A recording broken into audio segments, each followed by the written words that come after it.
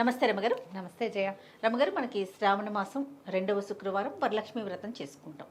ఈ వ్రతం యొక్క విశిష్టత, ఈ రోజుకున్న విశిష్టత, పూజా విధానం మొత్తం ఒకసారి మాట్లాడుకుందామండి. ప్రత్యేకమైన పూజా విధానంగా చెప్పబడుతుంది. సాధారణంగా లక్ష్మీ పూజ చేసుకుంటాం మనం. లక్ష్మీ పూజకి సింపుల్ శ్లోకాలతో చేసుకుంటాం. శ్రీ సూక్త విధానంతో చేసుకుంటే విశేషం. అయితే మామూలుగా మనం చేసుకునేదేమో మహాలక్ష్మి పూజ. ఈ రోజున వరలక్ష్మి అని ప్రత్యేకంగా అంటే ఇప్పుడు చూడు, మనకి మాసాలలో అన్నిట్లలో భగవానుడు చెప్పాడు భగవద్గీతలో, మాసానం మార్గశీర్షోహం అన్నాడు. మాసాలలో నేను మార్గశీర్ష మాసాన్ని అత్యుత్తమ మాసంగా చెప్పబడుతుంది మార్గశీర్ష. అట్లాగే స్త్రీల వ్రతాలలో అత్యుత్తమ మాసంగా చెప్పబడేది శ్రావణ మాసం. ఇప్పుడు ప్రతి మాసానికి దాని యొక్క ప్రత్యేకతలు ఉన్నాయి. అవునండి. ఈ మాసపు పౌర్ణమి చాలా విశేషం, ఆషాఢ పౌర్ణమి ఒక విశేషం, శ్రావణ పౌర్ణమి ఒక విశేషం, మాఘ పౌర్ణమి ఒక విశేషం. అట్లా ఈ 2వ శుక్రవారం ఇప్పుడు చూడు, ఇవన్నీ కూడా విశేషమైనవి తిథులు. ఏకాదశి తిథి అవునండి ప్రత్యేకం. కృష్ణాష్టమి చేసుకుంటాం, అష్టమి తిథి విశేషము. వినాయక చవితి తిథి విశేషం. ఎందులోనూ వారం లేదు చూడు. అవునవును, తిదే ప్రధానం. తిదే వారాలు దేనికి చెప్పుకుంటాము? మాఘపు ఆదివారాలు 4 ఆదివారాలు చెప్పుకుంటాం. మాఘాదివారాలు, కార్తీక సోమవారాలు, ఇవి మనకు విశేషంగా కనపడతాయి. అట్లాగే శ్రావణ శుక్రవారాలు కూడా అలాంటి విశేషమైనవే రోజులుగా చెప్తారు. 4 శుక్రవారాలు అయితే అందులో 2వది ప్రత్యేకంగా వరలక్ష్మి శుక్రవారంగా పేరు పెట్టబడి చెప్పబడి ఉంది. ఈ రోజున చేసిన పూజ అమ్మవారికి తప్పకుండా అందుతుందని, ఖచ్చితంగా మనం ఇది తప్పకుండా అంటే శ్రద్ధలోపం లేకుండా చేస్తే విశేషమైన ఫలితం లభిస్తుందని చెప్తారు.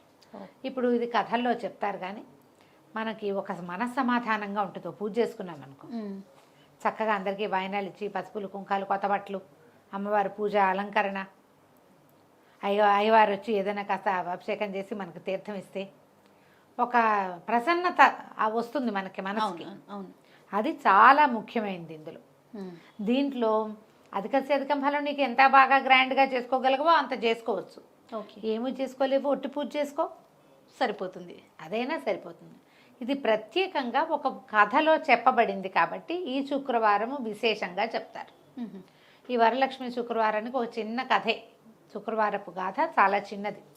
ఏం చెప్తారు? చారుమతీదేవి అని ఒక స్త్రీ, బ్రాహ్మణ స్త్రీ. ఆవిడ అత్తమామల్ని ఎంతో బాగా చూసుకునేది, భర్తతో అన్యోన్యంగా ఉండేది, ఇంటికి వచ్చిన అతిథి అభ్యాగతుల్ని చూసేది. చాలా చక్కటి గుణవంతురాలైన హౌస్ వైఫ్ అనుకుందాం, గృహిణి. ఆమెకు ఒకనాడు కలొచ్చి వరలక్ష్మీదేవే కల్లో కనపడింది. ఆమె వరాలు ఇచ్చినట్టుగా కనపడింది కాబట్టి వరలక్ష్మి అనుకున్నారు. ఆమె కల్లో కనపడి, నన్ను పూజించు, నీ గుణగణాలకి మెచ్చాను, నన్ను పూజించు అని చెప్పింది. అది ఎప్పుడు పూజించమంది? శ్రావణ మాసంలో పౌర్ణమికి ముందు వచ్చే శుక్రవారము. అంటే పౌర్ణమి 15 రోజులకు వస్తుంది. పౌర్ణమి ముందు వచ్చే శుక్రవారం ఏదవుతుంది? సాధారణంగా 2వ వారమే అవుతుంది. 2వ వారమే అవుతుంది. ఈ 2వ శుక్రవారము పౌర్ణమి ముందు వచ్చే వారంగా లెక్కపెట్టి అమ్మవారి పూజ చేసుకోమని ఈవిడికి చెప్పింది. ఆవిడ నిద్రలేచి ఇంట్లో ఉన్న పెద్దవాళ్ళకి, చిన్నవాళ్ళకి, భర్తకి, చుట్టుపక్కల వాళ్ళందరికీ తన కళ చెప్పింది. మంచి కళ చెప్పింది. అంతేగా. చెప్తే వాళ్ళందరూ వెయిట్ చేశారు, చూశారు శ్రావణ మాసం ఎప్పుడు వస్తుందా అని చూసి, శ్రావణ మాసం రాగానే ఈ 2వ శుక్రవారం కోసం వేచుండి చక్కగా విశేషంగా ఇళ్ళు వాకిళ్ళు అన్నీ అలికి ఒక చిన్న మండపం ఏర్పరిచి పంచపల్లవాలు మర్రి, రావి, జువ్వి, మేడి, మామిడి, ఈ పంచపల్లవాలతోటి కలశాన్ని ఏర్పరిచి, మామూలు కలశం మనం ఏం చేస్తాం, మామిడాకులు పెట్టి కలశం పెడతాం, లేదా తమలపాకులు కూడా పెట్టే పద్ధతి కనిపిస్తుంది. అప్పుడు పంచపల్లవాలు దొరికే కాలం అది. ఇప్పుడు మర్రి, రావి, జువి చెట్లు కూడా గుర్తుపట్టలేరు. మర్రి, రావి చాలా మంది గుర్తుపడతారు, జువి చెట్టు గుర్తుపట్టలేరు జయ. అవునండి.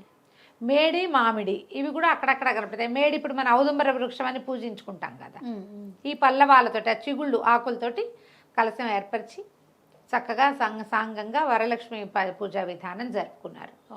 మామూలు వ్రత విధానం ఎలా అంటే, మనం పూజ చేసుకునేటప్పుడు మహాలక్ష్మి అయి నమః అనే చోట వరలక్ష్మి అయి నమః అంతే. అమ్మవారి పేరు వరలక్ష్మిగా ఈ సమయంలో ఈమెని ఈ పేరుతో పిలవాలి, ఇది లెక్క. అదే అమ్మలక్ష్మీదేవి, ఈ కాలంలో ఆమెను వరలక్ష్మి అని పిలుచుకుంటాం. వరాలు ఇచ్చే తల్లిగా చెప్తాం. అక్కడి నుంచి పూజా విధానం అయ్యి వీళ్ళందరూ ప్రదక్షిణ చేస్తూ ఉంటే చుట్టుపక్కల వాళ్ళు అందరూ చేరి ఎక్కడెక్కడో స్నేహితులు చుట్టాలు పెద్ద వ్రతం చేసుకుంటే మనము పిలుచుకుంటాం కదా. అందరు వచ్చారు. అందరు వచ్చాక ఈ పూజ చేసుకున్నాక వీళ్ళు మండపానికి ప్రదక్షిణాలు చేస్తుంటే వాళ్ళ ఒంటి మీద బంగారం మొలిచిందట. కాళ్ళకి బంగారు పాంజేబులు వచ్చేసాయి, మెడల్లోనూ చెవులకి అన్నిటికీ చక్కగా ఆభరణాలు వచ్చేసాయి. మూడో ప్రదక్షిణం చేసేసరికి వాళ్ళ ఇంటి నుంచి వాళ్ళని తీసుకెళ్ళటం కోసం ప్రతి వాళ్ళకి ఎన్నో రకాల వాహనాలు అవి వచ్చేసినాయి. ప్రతి వారికి ధనకనక వస్తు వాహనాలు ఏర్పడ్డాయి.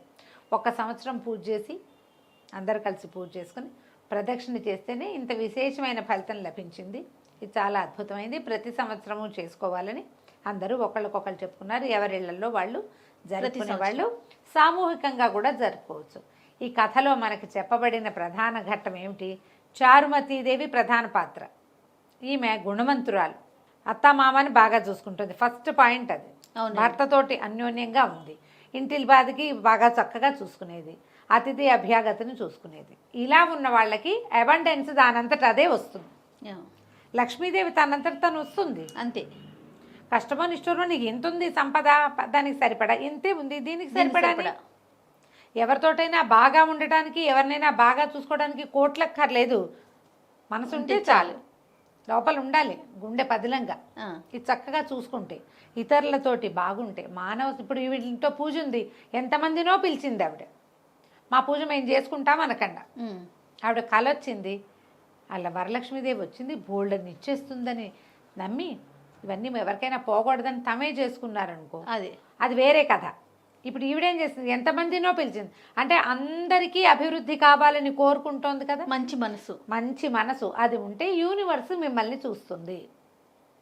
లక్ష్మీదేవి మనని కాచి కాపాడాలంటే నాకే ఉండాలని కోరుకుంటే నీతోటే ఉండదు, అందరికీ ఉండాలి మనతో పాటు. మనకు వచ్చిన అవకాశం ప్రతి వాళ్ళకి రావాలని కోరుకోండి. అదే ఈ వరలక్ష్మి కథ యొక్క సారాంశం. మన విధానాన్ని బట్టి 5 లేదా 9 పిండి వంటలు చేసి అమ్మవారికి నివేదన చేసుకోవాలి. తోర గ్రంథి పూజ అని చేస్తారు. తోరం అంటే లేదా అమ్మవారి యొక్క రక్షని మనం ధరిస్తామన్నమాట. 3 రోజులు కట్టుకోవాలంటారు. తోర గ్రంథి పూజ ప్రత్యేకంగా చెప్పబడుతుంది. వ్రత విధానం అయిపోయాక తోర పూజ. ఆ తోరం చేతికి కట్టుకుని అప్పుడు కథ వింటాం మనం. కథ విన్నాక అక్షంతలు చేతితో పుచ్చుకోవటం, కథ వినడం, అక్షతల్ని అమ్మవారి మీద కొన్ని వేసి మన మీద కొన్ని వేయించుకోవాలి. ఇంట్లో ఉన్న పెద్దవాళ్ళకి నమస్కారం చేసి అక్షంతలు వేయించుకోవాలి.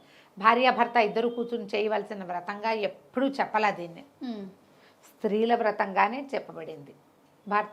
భర్త మనము ఎప్పుడంటే ఆయనకు దండం పెట్టి అక్షంతలు తీసుకోవాలి. సాధారణంగా భర్త పెద్దవాడై ఉంటాడు కదా. అవును. చిన్నవాడైతే అనే క్వశ్చన్ ఇస్తే నేను ఆన్సర్ చెప్పలేనమ్మా, చెప్దాం దీనికి కూడా. భరించేవాడు భర్త, పెద్దయినా చిన్నైనా భర్త భర్తే అంతే. ఆ భర్తకి దండం పెట్టి తీసుకోవచ్చు. మీరు మీ మీద మీ తండ్రి స్థానాన్ని తీసుకున్నాడు, మీ పిల్లలకి తండ్రి కాబట్టి ఆయన పనికొస్తాడు. దండం పెట్టి అక్షంతలు వేయించుకోండి. ఇంట్లో పెద్దవాళ్ళతో దండం పెట్టి అక్షంతలు వేయించుకోవటము. అక్కడి నుంచి ఇరుగు పొరుగు వాళ్ళకి వాయినాలు ఇచ్చుకోవటము. బాగా చక్కగా ఇతోధికంగా శనగలు నానబెట్టి, శనగలు ఈ కాలంలో అందరూ ఇస్తున్నారు, రవికల బట్టలు, ఏదైనా రిటర్న్ గిఫ్ట్ హ్యాంపర్లు ఇస్తున్నాం కదా, ఏమిటంటారు వాటిని, ఒక బ్యాగులు, గుడి బ్యాగ్స్ లాంటివి తయారు చేసి ఇస్తున్నాం. అంతేం చేయలేకపోయినా ఏం పర్వాలేదమ్మా. తాంబూలము, అరటిపండు, కమలా పళ్ళు ఇప్పుడు వస్తాయి, ఆరెంజెస్ వస్తాయి కదా, అవో. తర్వాత శనగలు, సువాసన చిహ్నాలైనవి ఏమైనా పసుపు కుంకుమ అలాంటివి ఏవైనా తాంబూలంగా ఇచ్చి ఆశీర్వాదం తీసుకోండి. ఇది మంచిది, చేయగలిగిన పని, సింపుల్. తర్వాత ఏ వారం చేయాలి అనేది ఒక పెద్ద ప్రశ్న. 2వ వారం అనేది ప్రత్యేకంగా చెప్పబడింది. ఏ పండగైనా ఆ పండగ రోజున చేసుకుంటేనే సరైనది అవుతుంది. అవును. ఒకవేళ చెయ్యలేని పక్షంలో ఇంకా తర్వాత వారాలు ఉన్నాయి కాబట్టి చేసుకోండి. కానీ ఇవాళ ఎవరు చేస్తారు అని మానేయకండి, అది కాదు పద్ధతి. చేసుకుని పూజ ముగించుకోవాలి. ఒకవేళ కుదరని పక్షంలో మొదటి వారం కానీ, లేకపోతే తర్వాత ఉన్న 2 వారాల్లో 3వ వారం పెద్దగా సాధారణంగా పెద్దవాళ్ళు చెప్పరు. మీకు 3వ వారమే కుదురుతుందండి, 4వ వారం నేను ప్రయాణంలో ఉంటానంటే ఓ దండం పెట్టుకుని 3వ వారమే చేసుకోండి. మానేయటం కంటే చేసుకోవటం నయం కదా, అంతే కదా. చేసేసుకోండి తప్పకుండా. ఇంకా ఇతరులకు ఎవరికైనా ఏమైనా ఇవ్వాలంటే ఏవైనా సువాసిని చిహ్నాలు ఇవ్వచ్చు. సువాసిని సంబంధిత వస్తువులు, పసుపులు, కుంకాలు, గోరింటాకు, బొట్లు, కాటికలు, హ్యాండ్ బ్యాగులు, చీరలు అలాంటివి ఏవైనా మన ఇష్టం. మీ ఓపికను బట్టి అమ్మవారికి సమర్పించవచ్చు. అమ్మ లక్ష్మీదేవికి శనగపిండి ఇష్టం, శనగ ఇష్టం అంటారు, ఆమె ఇష్టమైన వస్తువు. అందుకని శనగతో చేసినటువంటి ఏదైనా ఒక వస్తువుని తప్పకుండా చేసి, మీకు ఎవరు చెప్పారు అని అడిగారు మొన్న ఎవరు చెప్తారమ్మా అలాంటి ఆడు ప్రశ్నలు ఇస్తే ఏం సమాధానం చెప్తాం? అంతే కదా. మీకు ఎవరు చెప్పారు అంటే ఇప్పుడు మనం చెప్పేవన్నీ మనకు ఎవరైనా చెప్తున్నారా? ముందు నుంచి వచ్చినవి తెలుసుకుని చెప్పుకుంటాం అంతే. అంతేగా. మీకు ఎవరు తరాల నుంచి ఆవిడ వచ్చి చెప్పిందా మీకు తనకు శనగలు ఇష్టమని? ఇలాంటి క్వశ్చన్. అవునా రమ్మగారు? ఇంకా దానికి ఆన్సర్ లేదు. దానికి ఆన్సర్ లేదు. నేను నవ్వుతూనే చెప్పా, మీరు చేసే చాలా పనులలో ఎవ్వరూ మీకు చెప్పినవి కాదు, ఎవ్వరు మీకు చెప్పరు. వాళ్ళు వచ్చి చెప్పారా? మరి ఎవ్వరు వచ్చి చెప్పరు. ఆటోమేటిక్గా జరుగుతాయమ్మా, ముందు నుంచి వస్తుంది. పెద్దవాళ్ళని చూసి మనం నేర్చుకుంటాం. వాళ్ళ దగ్గర, పెద్దవాళ్ళ దగ్గర విన్న మాటలే చాలా మటుకు. పండగకి సంబంధించిన మాటలన్నీ ఇవేం కొత్త మాటలు కాదమ్మా, అన్నీ ముందు నుంచి వచ్చేవే. ఇలా చెప్తారు, శనగతో ఒక వస్తువు చేయండి అని. మీరు మైసూర్ పాకు చేయండి, లేకపోతే ఏదైనా మనం పూర్ణం బూరెలు చేయండి అంతే. మైసూర్ పాకు పూర్ణం బూరెలు నాకు చేత కాదండి, బజ్జీలు వచ్చంటే బజ్జీలైనా వేసి నివేదన చేసుకోవచ్చు. ఒక కారపు నివేదన చేస్తాం కదా, అప్పుడు అది కూడా నివేదన చేసుకోవచ్చు. ఏమీ చేయలేమమ్మా, పాయసం చేసి పెట్టండి. క్షీరాన్నం అంత మహత్తరమైన నివేదన ఇంకొకటి లేదు. కాస్త పాయసంలో కొంచెం శనగపప్పు వేసి, బియ్యంలో పాలతో ఉడికించి బెల్లం కలిపి, అలాగే కాస్త ఏలకపొడి, జీడిపప్పు, కిస్మిస్సులు వేసి నివేదన చేసుకోండి. ఎంత చేసినా చేయించుకుంటుందమ్మా అమ్మవారు. నీ చేతని కాదు, నీ ఆస్థని, నీ నమ్మకాన్ని, నీ శ్రద్ధని చూస్తుంది అంతే.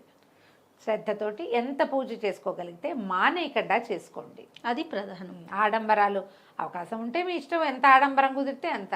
ఏం కుదరపోయినా అది చేయకపోతే కుదరదేమోనని పొరపాటును కూడా అనుకోకండి. ఓకే, మీకు కావలసినట్టుగా చేసుకోండి. ఇందులో ఏంటంటే ప్రతిమని చేసి పెట్టే వాళ్ళు ఉంటారు, ప్రతిమని చేస్తారు. లేదా బంగారానికి పూజ చేసుకోవచ్చు. కొత్తగా బంగారం కొనలేని వాళ్ళు, కొనలేకపోయినా కూడా పాతది మన ఇంట్లో ఉన్న బంగారాన్ని పాలతో కడిగి బంగారు వస్తువు మేమైతే మా అమ్మ గొలుసు పెట్టుకుని పూజ చేసుకునే వాళ్ళని చేయ, బంగారానికే పూజ. నిజంగా నేను అబద్ధం చెప్పటం లేదు, చాలా పాత సంగతి. మేము వరలక్ష్మి వ్రతంగా మాకు తెలియదు, పూజగానే చేసుకునే వాళ్ళం. మా అమ్మ కాసకాయ గుళ్ళు ఉంటే లోపల పెట్టేది, కొత్త గొలుసు లోపల ఉండేది, పాలతో కడిగి మేము దేవుడి దగ్గర పెట్టుకునేవాళ్ళం. దానికే పసుపు కుంకంతో పూజ చేసుకునేవాళ్ళం. బంగారాన్ని లక్ష్మీదేవిగా భావించి ప్రతిమే ఉండాలి, ఇంత స్వరూపమే ఉండాలి. ఇప్పుడు మీరు అక్కడి నుంచి ఇక్కడి నుంచి తెచ్చిన బట్టలతో చేసినటువంటి ప్రతిమా విశేషాన్నే చేయాలని భావించకండి. కలశం పెట్టి కలశంలో అమ్మవారిని ఆవాహన చేసుకుని పూజ చేసుకోవచ్చు. ఓ చిన్న రూపు పెట్టి పూజ చేసుకోవచ్చు, బంగారపు వస్తువు పెట్టి పూజ చేసుకోవచ్చు, ఫోటో పెట్టుకుని కూడా పూజ చేసుకోవచ్చు. వాళ్ళు ఎవరో చేశారు అదే కరెక్ట్ అని, ఇలాగే చేయాలని, ఇదే కరెక్ట్ అని పొరపాటును కూడా అనుకోవద్దు. అట్లాంటివి ఏమీ లేవు. మీరు ఏది చేసుకోగలిగితే, మీ ఇంట్లో ఏది ఉంటే, మీ మనసుకి ఏది నచ్చితే అది చేసుకోవాలి. వాళ్ళకు అది కుదిరింది వాళ్ళు అది చేసుకుంటారు, మీకు ఇది కుదిరింది మీరు ఇది చేసుకోండి. మానేయకుండా చేయండి, అది ప్రధానం. అది చాలా ప్రధానం. ప్రతిమలు చేసుకుని మేము చేసేవాళ్ళం. కొబ్బరికాయకి ముఖం ఇది చేసి, ఇప్పుడు వెండి ముఖాన్ని పెట్టడం కాదు చేయ, పసుపును కొంచెం శనగపిండి పెసరపిండి కలిపి ముఖం చేసి, కళ్ళు ముక్కు అన్నీ చేసి అలంకారం చేసి, నేను మా ఇంట్లో ఉన్న నా దగ్గర ఉన్న బంగారు వస్తువులన్నీ కలశానికి అలంకరించుకుంటాను. ఈ అమ్మవారికి అలంకరిస్తాం. ప్రతిమ చేసుకునే అలవాటు ఉంది మా ఇంట్లో కూడా. బొమ్మ చేయటం అంటారు, అవును, చేసుకుని పూజ చేసుకుంటాం. అప్పుడు కూడా ఒక బంగారు వస్తువు పెట్టుకుంటాం. నేనేమో ఎవ్రీ ఇయర్ గోల్డ్ కొన్నమ్మా, అదే అంత శ్రద్ధ ఏం లేదు. ఎప్పుడో కుదిరినప్పుడు కొనుక్కుంటాం. రూపులు మనం బంగారం కొనుక్కోవడానికి ఒక విధానంగా, ఇప్పుడు రూపులు కొనుక్కోవటం ఒక పద్ధతి. అవును, ప్యూర్ గోల్డ్ కనుక కొనుక్కున్నామంటే రేపొద్దున పిల్లలకి కలిసి వస్తుంది. ఈ పేరుతోటైనా 1 గ్రామో 2 గ్రాములో బంగారం తప్పకుండా కొంటాం కదా. మేము ఈ అవకాశాన్ని బట్టి చేయండి అమ్మా. ఏది చేసినా మంచిదే, మానేయకుండా ఉంటే చాలు. సంతోషం. నమస్తే. నమస్తే జయ.